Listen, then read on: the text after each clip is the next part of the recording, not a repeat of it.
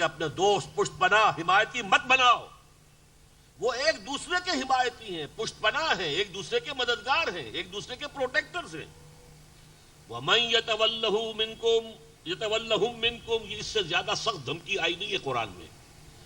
جو کوئی بھی تم میں سے ان کے ساتھ دوستی کرے گا فَإِنَّهُ مِنْهُمْ، اللہ کے نزدیک وہ انہی میں سے شمار ہوگا، وہ مسلمان شمار نہیں ہوگا، وہ یہودی یا نصرانی شمار ہوگا. سخت ترین الفاظ ہیں اس آیت کے. ان اللہ لا یہدی القوم الظالمین، اللہ ایسے ظالموں کو ہدایت نہیں دیتا. یہ ہے اصل پس منظر. اس پس منظر میں اب جو لوگ اس دوراہے پر آ کر ٹھٹک گئے تھے، میں نے عرض کیا نا، یا تو ایک انسان کا طرز عمل یہ ہوتا ہے کہ ہر چباد آباد، اب جو ہو سو ہو. طارق جو بر کنارہ اندلس سفینہ سوخت، طارق نے جب کہ ہسپانیہ کے ساحل پر اتر گئے اپنی کشتیاں جلا دی تاکہ کسی کے دل میں خیال بھی نہ آ سکے کہ واپس جا سکتے ہیں. اب تو یہیں پر مریں گے یا یہیں پر اللہ کی دین جو ہے اسے غالب کریں گے. تو ایک تو لوگ وہ ہوتے ہیں، ایک وہ لوگ ہیں جو ٹھٹک کر کھڑے رہ جاتے، چلیں نہ چلیں، بڑھیں نہ بڑھیں، ہمت کریں نہ کریں. ان کے اندر وہ ذوف ارادے کی قوت نہیں، عزیمت نہیں، ہمت نہیں، حوصلہ نہیں، بالکل یکسو نہیں ہو گئے ہیں کہ اب ہمیں تو آخرت درکار ہے، دنیا سے کوئی سروکار نہیں.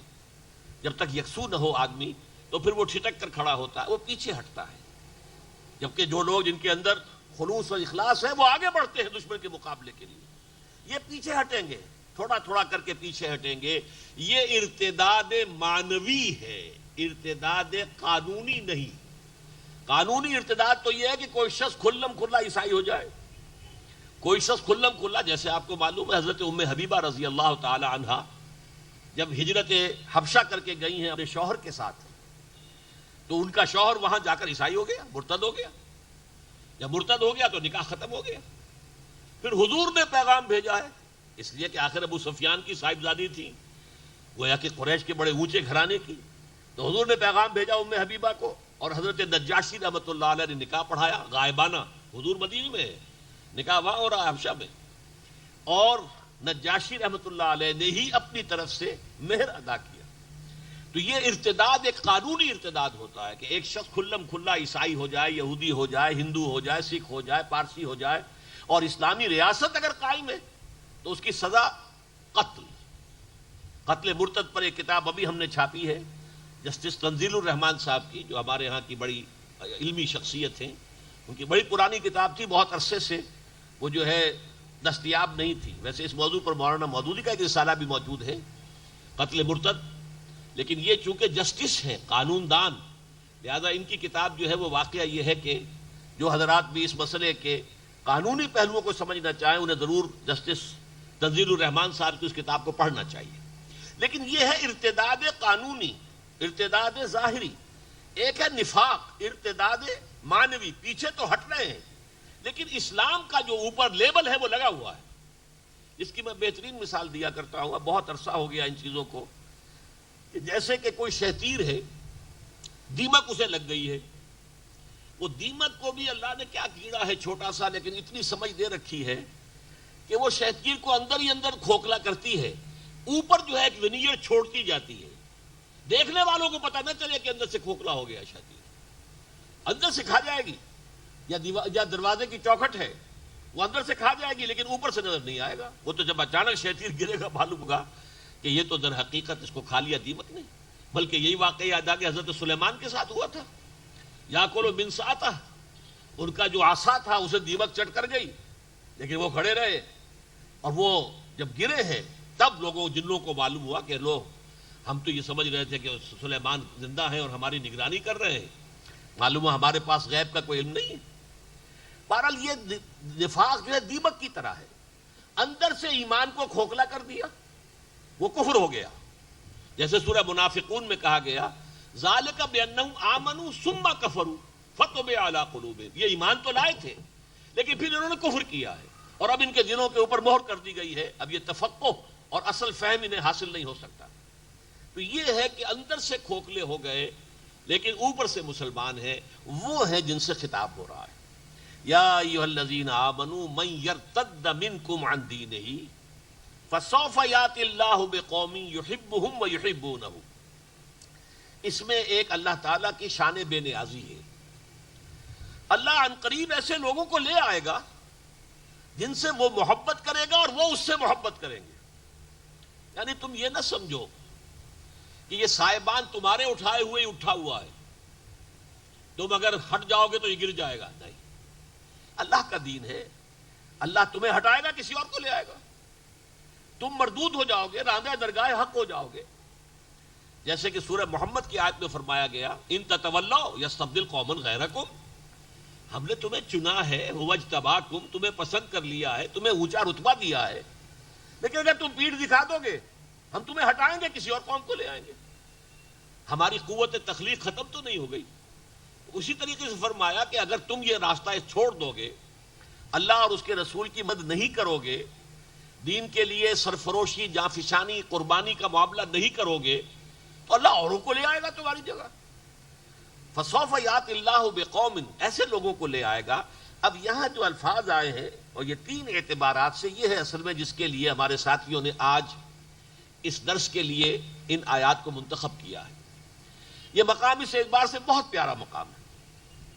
اس میں تین ڈائمنشن سے اللہ کی محبوب شخصیتوں کے کردار کا جائزہ لیا گیا. پہلی ڈائمنشن کیا ہے؟ اللہ ان سے محبت کرے گا، وہ اس سے محبت کریں گے. اب یہ نہایت پیارا انداز ہے، پورے قرآن مجید میں منفرد ہے یہ مقام، اس لیے کہ اللہ اور اہل ایمان کی محبت کا ذکر تو قرآن میں ہے بہت جگہ. ان اللہ یحب المحسنین، اللہ محسنین کو پسند کرتا ہے. ان اللہ یحب الذین یقاتلون فی سبیلہ صفا کانہم بنیان مرصوص، اللہ کو اپنے ان بندوں سے محبت ہے جو اس کی راہ میں جنگ کرتے ہیں صفے باندھ کر، گویا کہ سیسا پلائی ہوئی دیوار ہے. اسی طرح والذین آمنوا اشد حبا للہ، جو واقعتاً صاحب ایمان ہے ان کی شدید ترین محبت اللہ کے ساتھ ہوتی ہے.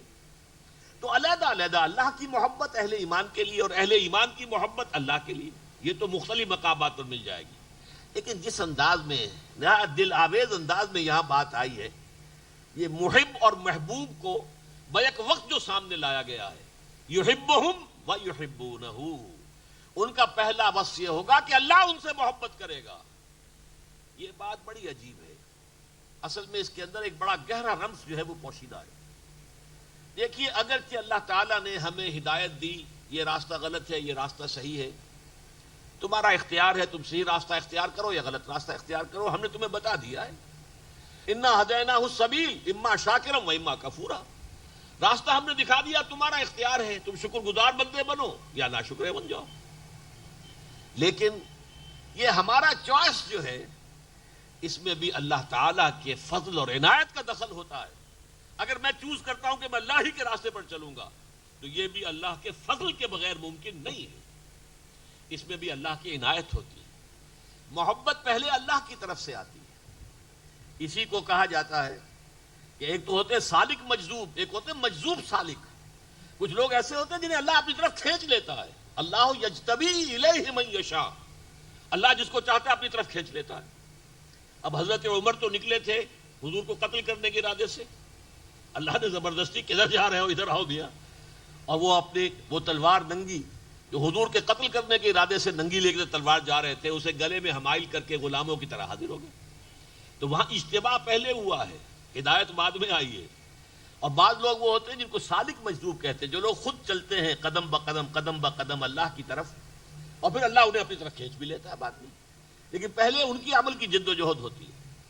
ایک وہ ہوتے ہیں جنہیں اللہ کھینچ لیتا ہے، جس کو چاہے اس کی پسند ہے. تو یہ وہ لوگ ہیں جن کو اللہ کھینچ لیتا ہے. یہ سورہ حج کی آخری آیت میں بھی هو اجتباکم، اللہ نے تمہیں چن لیا ہے، پسند کر لیا ہے. یہ اللہ کا فضل سمجھو. اور اس کا پھر عکس کیا ہوگا؟ یحبونہ، وہ اس سے محبت کریں گے.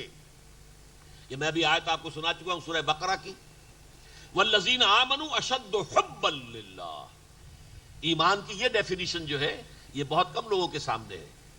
اہل ایمان تو حقیقت میں وہ ہیں کہ جو شدید ترین محبت اللہ سے کرتے ہیں. کوئی محبت ان کے دل کے سنگھاسن پر اللہ کی محبت کے برابر براجمان نہیں ہو سکتی. اس کے بالا ہو جانا تو گویا کہ یوں سمجھیے قیامت ہے، برابر بھی نہیں. اللہ بڑا غیور ہے. بڑا پیارا شعر ہے حضرت مجذوب کا رحمت اللہ علیہ، ہر تمنا دل سے رخصت ہو گئی، اب تو آ جا، اب تو خلوت ہو گئی. اللہ دل میں آتا ہے بندہ مومن کے جبکہ دل خالی ہو چکا ہو، ہر محبت سے خالی ہو چکا ہو، تب محبت خداوندی ڈیرا جماتی. یہ معاملہ جو ہے یحبون اشد حبا للہ، اسی کو پھر سورہ توبہ کے اندر آپ کو معلوم ہے کس قدر سخت آیت ہے. قل ان کان آباؤکم وابناؤکم واخوانکم وازواجکم وعشیرتکم واموال اقترفتموها وتجارۃ تخشون کسادها ومساکن ترضونها احب الیکم من اللہ ورسولہ وجہاد فی سبیلہ فتربصوا حتی یاتی اللہ بامرہ واللہ لا یہدی القوم الظالمین. اے نبی ان سے کہہ دیجئے اگر تمہیں اپنے باپ، اپنے بیٹے، اپنے بھائی، اپنی بیویاں یا بیویوں کے لیے شوہر اور اپنے رشتہ دار اور وہ مال جو تم نے بڑی محنت سے جمع کیے ہیں، وہ بلڈنگیں جو تم نے بنائی ہیں، محلات بنائے ہیں، تمہیں پسند ہے، وہ کاروبار جس میں کساد کا تمہیں اندیشہ رہتا ہے، اگر یہ 8 چیزیں زیادہ محبوب ہیں اللہ سے اور اس کے رسول سے اور اللہ کی راہ میں جہاد سے، جاؤ دفاع ہو جاؤ، انتظار کرو یہاں تک کہ اللہ اپنا فیصلہ سنا دے. اور اللہ کا فیصلہ اٹل کیا ہے؟ اللہ ایسے ظالموں کو ہدایت نہیں دیتا، ایسے فاسقوں کو ہدایت نہیں دیتا. جب تک توحید فی المحبت نہیں آ جائے گی. ایک ہے عقیدے کی توحید، اللہ ایک ہے، اللہ کی صفات میں کوئی اس کے ساتھ شریک نہیں ہے، یہ عقیدہ ہے. ایک ہے عملی توحید، محبوب ترین ہستی اللہ بن جائے، کوئی اور شے اس کے برابر محبوب نہ ہو. یہ توحید فی المحبہ، محبت میں توحید اللہ کی. اللہ یہ نہیں کہتا کہ ساری محبتیں ختم، نہیں، تابع کر دو. اولاد کی محبت اللہ کی محبت کے تابع رہے، والدین کی محبت اور اللہ کی محبت کے تابع رہے. 3 محبتیں بالا ترین رہے، اللہ کی محبت، رسول کی محبت اور اللہ کی راہ میں جہاد کی محبت. بہرحال یہاں فرمایا پہلا ان کا وصف، پہلی ڈائمنشن کیا ہے؟ یحبہم، اللہ ان سے محبت کرے گا، ویحبونہ، اور وہ اللہ سے محبت کرے گا. دوسری ڈائمنشن، اب اللہ کے ساتھ تعلق تو یہ ہو گیا محبوبیت کا، محب اور محبوب. اب یہ ہے انسانوں کے ساتھ تعلق، وہ اس کے ڈائمنشن کیا ہے؟ اذلۃ علی المؤمنین اعزۃ علی الکافرین. اہل ایمان کے حق میں بہت نرم، بہت ہی متواضع، جھک جانے والے اہل ایمان کے لیے. اذلہ کا لفظ آتا ہے کمزور کے لیے. عربی زبان میں ذلت جو ہے، اردو کے اندر تو ذلیل کے معنی کچھ اور ہو جاتے ہیں، کمینگی کا مفہوم آ جاتا ہے. عربی میں یہ معنی نہیں ہے، بلکہ ذلیل کے معنی کمزور کے. تو آپ جو ہے اہل ایمان کے سامنے تو کمزوری ثابت کریں. اچھا بھائی جو بات آپ کہہ رہے ہیں مانتا ہوں، اچھا بھائی جو بھی آپ کو چاہیے میں اپنے امکانی حد تک آپ کے ساتھ تعاون کروں گا. گویا کہ معلوم ہو کہ ان کے اندر رحمت ہے، شفقت ہے، محبت ہے، رافت ہے اہل ایمان کے حق میں. عزت علی الکافرین، کافروں کے حق میں سخت، بھاری. اس کو کہا علامہ اقبال نے، ہو حلقہ یاراں تو بریشم کی طرح نرم، اور رزم حق و باطل ہو تو فولاد ہے مومن. معلوم ہے کہ اس شخص کے اندر تو انگلی دھسائی نہیں جا سکتی، کسی محبت کا واسطہ کام نہیں دے رہا. ماں رو رہی ہے کہ بیٹے چھوڑو اس محمد کے دین کو، آؤ میری طرف واپس، لیکن ماں کو چھوڑ کر جا رہا ہے. بیٹا مصعب بن عمیر ماں کو چھوڑ کر نکلا ہے کہ نہیں نکلا؟ نکلے ہیں. سعد ابن ابی وقاص جو ہے وہ آخر ماں جو ہے مرن برت رکھے ہوئے تھی اور وہ واسطے دے رہی تھی کہ تمہیں